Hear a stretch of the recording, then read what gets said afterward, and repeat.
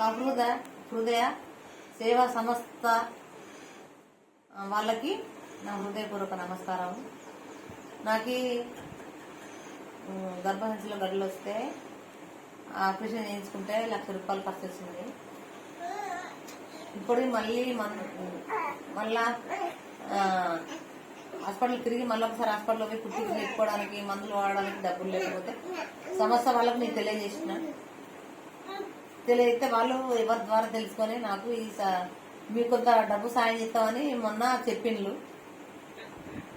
సరే అనుకున్నా. ఈరోజు 20,000 సహాయం అందజేసిండ్రు. 20,000 సహాయం నా దగ్గర నా చేతికి వచ్చినాయి, నాకు ముట్టినాయి. అట్లా ఇట్లాంటి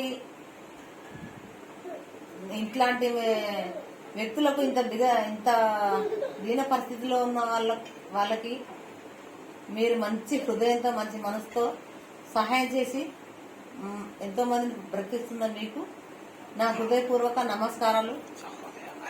సహృదయ సేవా సంస్థకే నా హృదయపూర్వక వందనాలు, నమస్కారం. Thank you. అందరికీ వందనాలు.